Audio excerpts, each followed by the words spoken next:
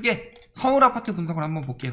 예전에 안녕하세요, 라이트하우스입니다 할 때 많이 했던 내용들인데, 그때 그런 이야기를 많이 했었죠. 오버슈팅 현상이 일어나고 있다. 그 상황에서 떨어져야지 맞는 건데 금리 인하와 집값이 계속 오른다는 언론의 부추김에 의해서 호가 내리기 전에 20, 30대 젊은 수요들이 2019년, 2020년에 많이 샀었죠. 그래서 그런 부분에 대해서 전체적으로 서울 아파트 시장을 다시 한번 보시겠습니다. 약발 안 먹혔다 그러죠. 아니, 이사대책 약발이 언제 먹혀요? 솔직히 벌써 먹힐 때예요.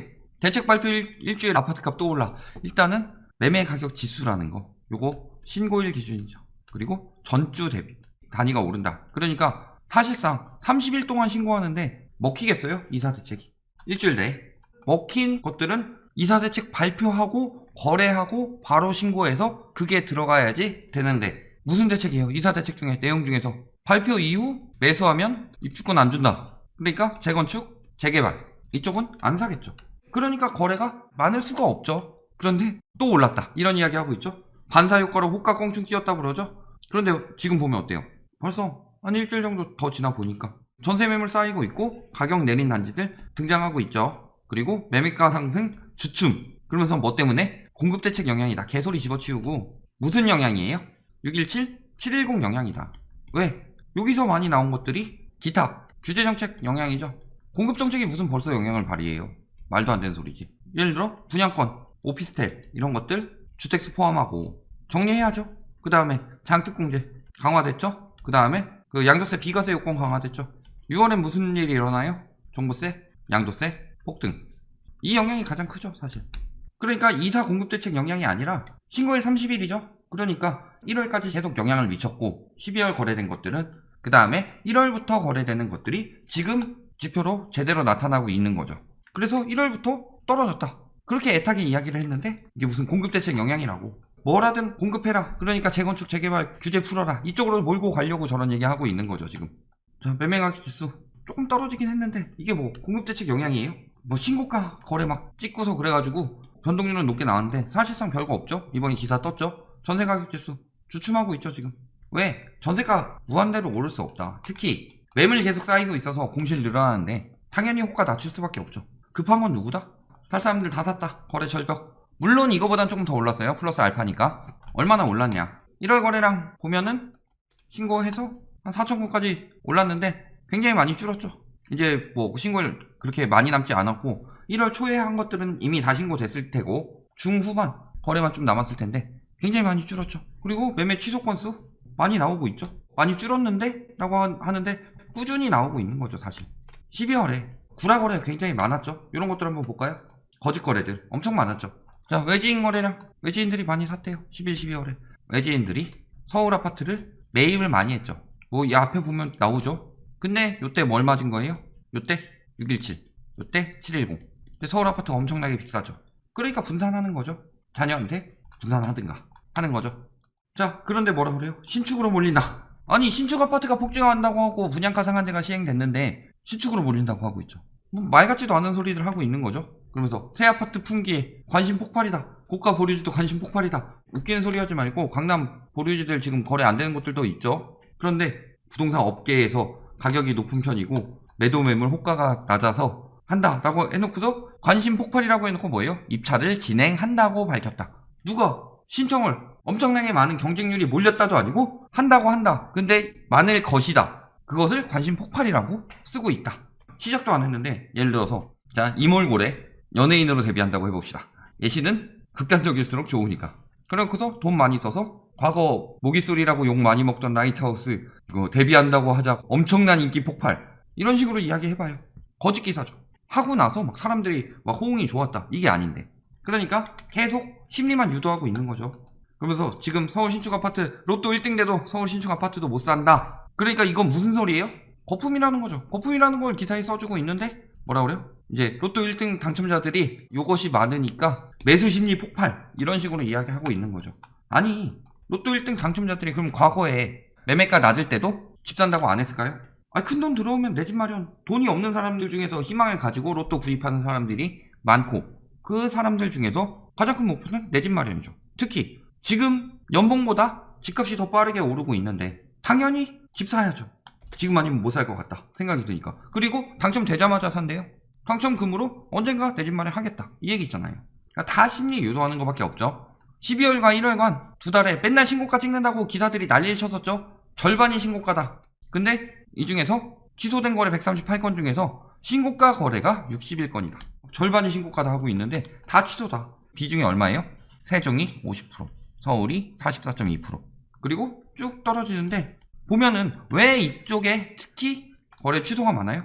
원래 대부분이 다 자전거래고 취소되는 자전거래들이라고 저희가 이야기를 많이 했죠. 말도 안 되는 걸로 우기는 것처럼 이야기했는데 취소 거래 띄우니까 바로 답 나오죠.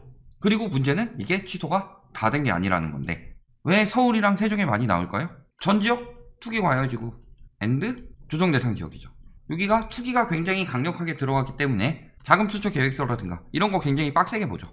그러니까 여기는 빨리 신고할 수밖에 없는 거고 이런 데는 아직 신고 안 나오고 있을 뿐이에요. 빨리 취소 안 하고 있을 뿐이지. 그러니까 다 자전거래였다. 다 드러나고 있죠. 자, 그럼에도 불구하고 여기 호갱 S에서는 취소 안 하고 있습니다. 보세요. 18억 정도 거래되고 있는데 갑자기 19억 9천 거래되고 취소했죠. 14억 거래되다가 갑자기 16억 6천 거래하고 취소했죠. 이런 거 얘도 똑같이 자전거래일 수도 있고 아니면 얘는 속아서 샀을 수도 있죠. 저 가격에 16억 8천 찍고서 계속 신고가 찍고서 거래 좀 됐는데 결국에 지금은 층수는 조금 더 저층이지만 15억 8천까지 떨어졌다. 그렇다면은 이런 것들로 가격 띄우기 했던 정황이 다 드러나고 있는 거죠. 만약에 이게 진짜 실제로 산 사람이라면 엄청나게 손해본 거죠. 요거에 속아서 떨어질 줄 알았는데 계속 14억대 나오다가 갑자기 16억 거래가 나와버리니까 안 떨어지겠구나 하고 산 거죠. 마용성 계속 오르는구나. 당한 거죠. 사기 아니에요, 사기. 그리고 매물 나와있는 거 17억 2천에 나와있다. 이거 뭐예요? 실거래 자전거래 띄우고 고가 매물 올려놓고 이거 저렴한 거 있다. 팔아치운 밑장 빼기 수법 노원구에서 나왔던 그런 것들이죠.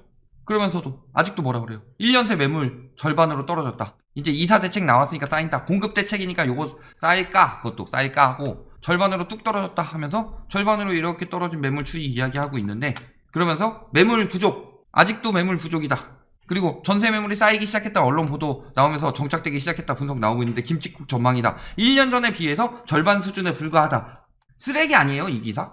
이 기자 고소해야 되는 거 아니에요? 거짓말하는? 그 전에 비하면은 절반 수준까지 떨어졌는데 개소리 집어치우고 이 이전까지 다 뭐예요?